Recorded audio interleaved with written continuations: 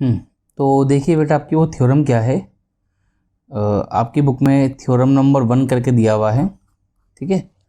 तो इसमें बोल रहा है for N E square matrix, for N E square matrix से ए विद रियल नंबर्स, ये बहुत इंपॉर्टेंट चीज़ है इसके अंदर, रियल नंबर्स, ठीक है। Real number entries A plus A transpose is symmetric matrix, clear, and A minus A transpose is skew symmetric matrix.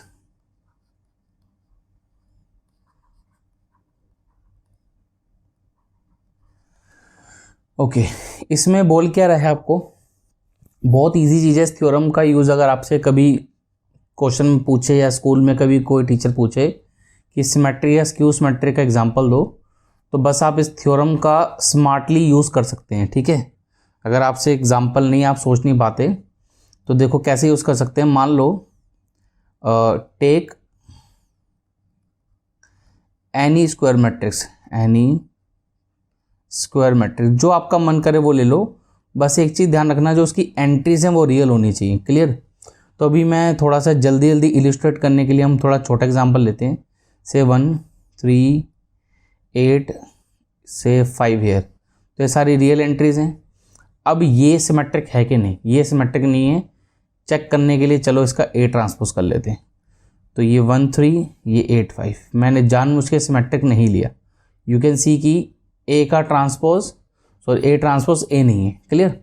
Okay, अब ये थ्योरम क्या कहती है कि अगर आप ए में ए ट्रांसपोज जोड़ देंगे, चलो काम करते हैं, ए में ए ट्रांसपोज जोड़ देते हैं और मान लेते हैं ये मैट्रिक्स आपका बी है, तो ए में ए ट्रांसपोज जोड़ लिया, तो जोड़ लो, ये 2 आ गया, ये 11 आ गया, ये 11 और ये 10 आ गया। वो कह रहे हैं ये जो नया मैट्रिक्स आया, ये हमेशा कैसा होगा, ये हमेशा सिमेट्रिक होगा। ये जो न्यू मैट्रिक्स आया ये हमेशा सिमेट्रिक होगा। चलो चेक करते हैं, बी का ट्रांसपोज निकाला, रो में क्या लिखा है 2 11, तो 2 और 11 को कॉलम में लिख लिया। फिर नेक्स्ट रो में लिखा है 11 10, तो उसको मैंने ऐसे कॉलम में लिख लिया। नाउ यू कैन सी कि ये तो वापस से बी आ गया। तो क्या सीखने को मिला कि कोई भी मैट्रिक्स ए में अगर आप उसका ए ट्रांसपोज ऐड करेंगे, तो ये जो मैट्रिक्स इसकी वजह से आएगा वो हमेशा कैसा होगा बेटा, सिमेट्रिक मैट्रिक्स होगा। बस एक चीज़ ध्यान रखनी है, जो एंट्रीज हैं वो रियल होनी चाहिए।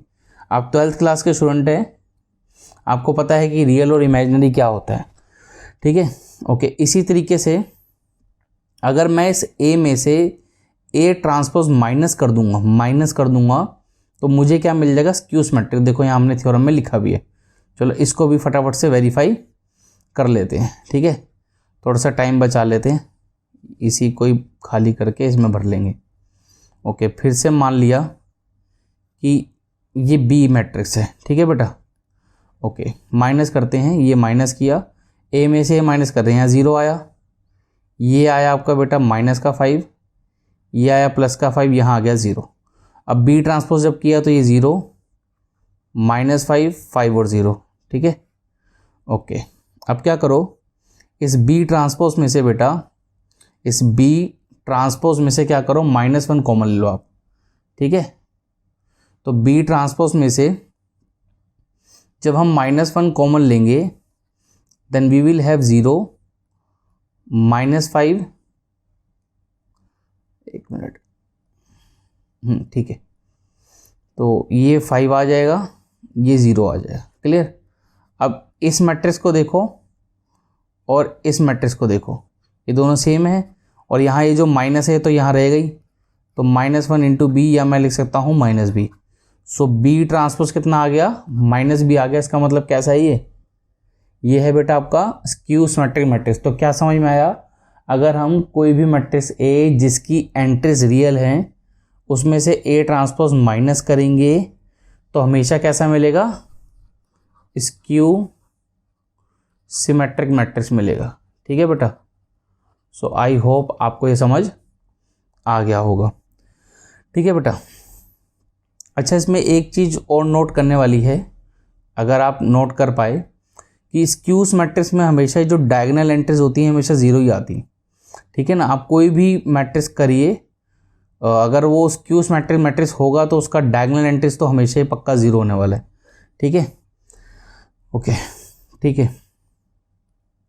एक थ्योरम और है आपके सिलेबस में, इस पे बेस्ड कभी कभी क्वेश्चन प्री बोर्ड्स में पूछ लेता है, तो वो क्या है बेटा आपका, वो कह रही है एनी स्क्वायर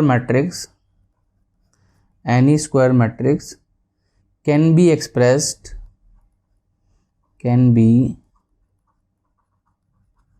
एक्सप्रेस्ड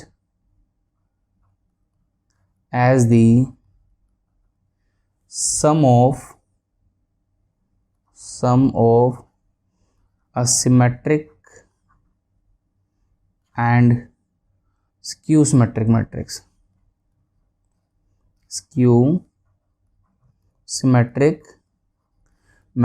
क्या मतलब है इसमें वगैरह, कोई भी अगर एक मैट्रिक्स है ना, उसे हम लोग एक्सप्रेस कर सकते हैं एज अ सम ऑफ, ये बहुत इंपॉर्टेंट चीज़ है, as a sum of symmetric and skew symmetric. चलो इसको एक्सप्लेन करते हैं थोड़ा सा। मान लो बेटा कोई भी एक मैट्रिक्स ए है, क्लियर। अब मैं चाहता हूँ कि आप इस मैट्रिक्स के दो टुकड़े कर दो। एक मैट्रिक्स है मेरे पास ए, मैं बेटा ये चाहता हूँ कि आप इसके दो टुकड़े कर दो। तो मान लेते हैं इसके दो टुकड़े, एक तो मैंने पी ले लिया, एक क्यू ले लिया, क्लियर। मैं कह रहा हूँ कि इन दोनों को ऐड करने पे वापस से ए आना चाहिए, क्योंकि सर ये तो बहुत आसान काम है। ऐसे तो हम बहुत इजीली दो कोई भी मैट्रिक्स लिख सकते हैं जिनका एडिशन वापस ए आ जाए। फिर सुनो, ए मैं आपको दे दूंगा, ए से मैंने आपको कोई भी मैट्रिक्स दिया, से 1 2 3 4, मैंने आपको ये मैट्रिक्स दिया, मैंने बोला इसके दो टुकड़े करो पी और क्यू। जब मैं उनको ऐड करूँ, इन दोनों मैट्रिक्स को ऐड करूँ तो मुझे ए मिल जाए। वो ये तो बहुत आसान काम है, बट एक कंडीशन है, मैं चाहता हूँ कि ये जो पी हो ना, ये कैसा हो, सिमेट्रिक मैट्रिक्स हो, और ये जो क्यू हो ये कैसा हो, स्क्यू सिमेट्रिक मैट्रिक्स हो। अब कहोगे सर अब मुश्किल हो गया, रैंडमली ऐसे चूज करने तो बड़ा आसान है कि पी और क्यू कोई भी दो मैट्रिक्स लिए उनको ऐड करने पे वापस ये आ गया। ठीक है, मैं एक मिनट आपको लेके दिखाता हूँ कि ये तो बहुत आसान चीज़ है। जैसे मान लो, चलो मैंने यहाँ लिखा 1 1, चलो 1 1 1 ही ले लिया, क्लियर। तो ऑब्वियसली यहाँ मैं अब 0 लूँगा, यहाँ 1 लूँगा, यहाँ 2 लूँगा, यहाँ 3 लूँगा। इन दोनों को ऐड करेंगे तो ये आ जाएगा, हाँ आ जाएगा। अब मुझे बताओ क्या पी सिमेट्रिक है, चेक करके देखना। क्यू स्क्यू सिमेट्रिक है तो वैसे ही नहीं हो सकता, स्क्यू सिमेट्रिक क्यू तो हो ही नहीं सकता, क्योंकि इसका डायगोनल एंट्री तो 0 ही नहीं है। डायगोनल एंट्री 0 होगा तभी स्क्यू सिमेट्रिक्स होगा। ठीक है, तो क्या कहना क्या चाहते हैं इस टॉपिक के अंदर, ध्यान से सुनो। थ्योरम 2 क्या बोल रही है आपको, कह रही है कि एनी स्क्वायर मैट्रिक्स, कोई भी स्क्वायर मैट्रिक्स जो है उसको हम एक्सप्रेस कर सकते हैं as a sum of symmetric and skew symmetric. कहने का मतलब ये है कि ये जो ए मैट्रिक्स मुझे गिवन है, मान लो ये मैट्रिक्स गिवन है, मैं इनको दो मैट्रिक्स के सम में एक्सप्रेस कर सकता हूँ, say P and Q, where P is symmetrics and Q is skew symmetric. अब बात ये है कि पी और क्यू निकालेंगे कैसे, है कि नहीं। तो इस पी और क्यू को कैसे निकालना है ये आप याद रखना, वेयर पी जो है वो ये है। ध्यान से सुनो, ए में अगर बेटा मैं ए ट्रांसपोज ऐड करूँ तो क्या आएगा, दिमाग लगाओ, सिमेट्रिक आएगा कि नहीं आएगा, बिल्कुल आएगा। क्यू क्या है, अगर मैं ए में से ए ट्रांसपोज माइनस करूँगा तो स्क्यू सिमेट्रिक भी आ जाएगा, बिल्कुल ठीक है। अब आप इसको जरा मन में ऐड करके देखो, जब आप ऐड करेंगे तो आपको मिलेगा 2a, आप p प्लस क्यू करिए आपको 2a मिलेगा, पर हमें क्या चाहिए, हमें a चाहिए। तो बहुत सिंपल सा कैलकुलेशन है, यहाँ और यहाँ हाफ ऑफ लगा दो। किसी स्केलर से मल्टीप्लाई कराने पे प्रॉपर्टी पे कोई फ़र्क नहीं पड़ने वाला, अगर वो सिमेट्रिक है तो सिमेट्रिक ही रहेगा। अब जब हम इन दोनों को ऐड करेंगे तो हमें क्या मिलेगा, a मिलेगा। तो ऑब्वियसली p कैसा है, सिमेट्रिक है, q कैसा है, स्क्यू सिमेट्रिक है, क्लियर। फिर से अब इन शॉर्ट क्या बोला, पूरी कथा कहानी है क्या, मैंने बोला अगर आप किसी मैट्रिक्स ए को दो मैट्रिक्स के सम में एक्सप्रेस करना चाहते हो, p और q, वेयर p सिमेट्रिक हो और q स्क्यू सिमेट्रिक हो, तो तो P को निकालने का फॉर्मूला ये है, Q को निकालने का फॉर्मूला ये है। इन शॉर्ट ये बात बोली गई है, ठीक है, बस इसमें ज़्यादा कुछ नहीं है। क्लियर। इसको अब एक्सप्लेन करने के लिए एक एग्जांपल ले लेंगे, ठीक है बेटा। चलो देखते हैं कि एग्जांपल लेते हैं, उस एग्जांपल के थ्रू हम लोग आपको क्लियर कर देंगे, ठीक है। एग्जांपल के लिए हम फिर वही आपकी NCERT से ही एक एग्जांपल पिक कर रहे हैं, डेट इज एग्जांपल नंबर 22, ठीक है। तो उन्होंने B लिखा है, मैं B मैट्रिक्स ना लिखे A लिख लेता हूँ ताकि आपको दिक्कत ना हो मैच करने में। मतलब आपको जो ऊपर थ्योरी पढ़ाई है वो थोड़ा सा दिक्कत देगी नहीं तो, ठीक है। पहला क्वेश्चन है इसलिए अभी A ही ले रहे हैं, ठीक है। ये आपको A दे दिया। अब सबसे पहले आपका काम क्या है कि आप A ट्रांसपोज निकाल लो। तो यहीं पे मैंने फटाफट से A ट्रांसपोज निकाल लिया। डेट विल बी 2 -2 -4 -1 3 4 1 -2 -3, ठीक है। ऐसे हमने A ट्रांसपोज लिख लिया। ओके, अब क्या करो बेटा, अब आप P निकालो। तो P का फॉर्मूला हमें पता है half A plus A transpose है जी। तो ये तो बहुत जल्दी आप मन में निकाल सकते हैं। हाफ का ऐसे लिखे रहने दीजिए। 2 + 2 आपका 4 हो गया, -2 -3 हो गया बेटा आपका, सॉरी -2 -1 -3, -4 + 1 -3, -1 -2 -3, ये 6 हो जाएगा, ये 2 हो जाएगा, फिर -3, ये 2 आ जाएगा। ओके, ऐड कर रहे हैं, ये -6 हो जाएगा, ठीक है। क्लियर। अब आप इसको क्या करो, हाफ को अंदर मल्टीप्लाई करा दो। तो ये आपका हो गया बेटा 2, ये हो गया -3/2, ये हो गया -3/2, ये हो गया -3/2, ये 3, ये 1, -3/2, ये 1 और ये -3। ओके, अब P तो आ गया। हमको ये चेक करना पड़ेगा क्या ये P सिमेट्रिक मैट्रिक्स है। क्या चेक करना है, क्या ये जो P निकला क्या ये सिमेट्रिक है। तो उसके लिए क्या करा हमने, एग्जामिनर को P ट्रांसपोज निकाल के दिया। तो P ट्रांसपोज कैसे निकालते हैं बताया था, रो को कॉलम में लिख लो। तो पहली रो है हमारी 2 -3/2 -3/2, उसको मैंने कॉलम में लिखा 2 -3/2 -3/2। नेक्स्ट है -3/2 3 and 1, इसको कॉलम में लिखा -3/2 3 और 1, फिर -3/2 1 और -3। अब ये जो ट्रांसपोज मैंने निकाला ये P होना चाहिए, चेक करके देखो। 2 -3/2 -3/2, 2 -3/2 -3/2 मैच हो गया। ऐसी second row third row match हो रही है, तो ये P आ गया। और ये आना भी चाहिए था, अगर नहीं आता तो इसका मतलब आपने कुछ ना कुछ तो गड़बड़ करी है, ठीक है। तो ये P आ गया। Likewise we can find Q। तो Q का फॉर्मूला क्या बताया था, हाफ A - A ट्रांसपोज। अब आप ये तो कैलकुलेट कर ही सकते हो, ठीक है। तो मैं फटाफट से देख के लिख देता हूँ, 0 -1/2। एग्जाम्पल मैंने इसीलिए लिया था ताकि आपका टाइम सेव कर पाऊँ, ठीक है बेटा। बाकी तो कुछ नहीं है, बिल्कुल बच्चों वाली कैलकुलेशन है, डेफिनेटली आप लोग कर सकते हो। अच्छा, अब ये Q हमने निकाल लिया, आप कर सकते हैं, प्लस माइनस है। इतना करने के बाद फिर अब Q ट्रांसपोज किया, ये स्टेप आप दिखा देना। जो Q ट्रांसपोज किया तो ये 0 -1/2 -5/2, फिर 1/2 0 3 5/2 -3 and 0। क्लियर। अब मैंने इसमें से क्या करा बेटा, -1 कॉमन ले लिया।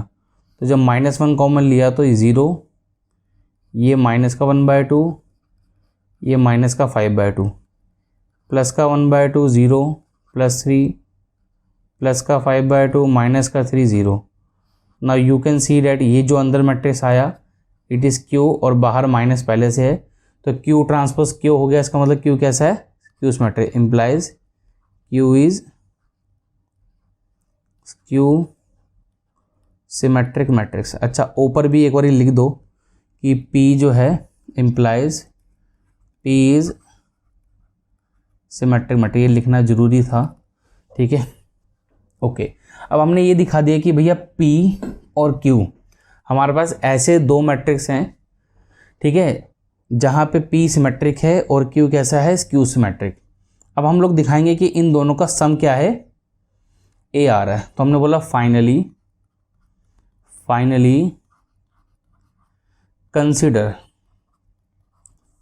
Consider P plus Q।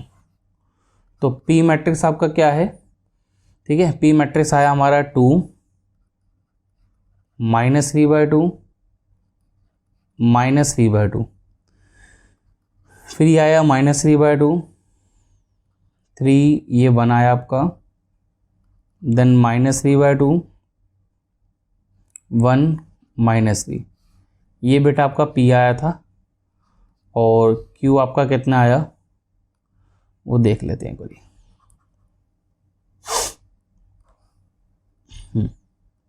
तो ये Q था, ये रहा आपका Q, डेट इज 0 1/2 5/2 -1/2 0 -3 -5/2 0 और ये 3। अब इन दोनों को ऐड करने पे हमारा क्या आना चाहिए बेटा, मैट्रिक्स A आना चाहिए। तो चलो ऐड कर लेते हैं। पहली एंट्री है 2 + 0, डेट इज़ ऑब्वियसली 2। ठीक है, एक काम करता हूँ मैं, पहले साइड में ना यहाँ A लिख देता हूँ कि A एक्चुअली क्या है था। A था 2, ये आपको नहीं लिखना है एग्जाम में। 2 - 1 1 -2 3 -2 -4 + 4 -3। ठीक है, ओके। तो सबसे पहली एंट्री हमारी 2 आ गई, देखो मैच कर गई।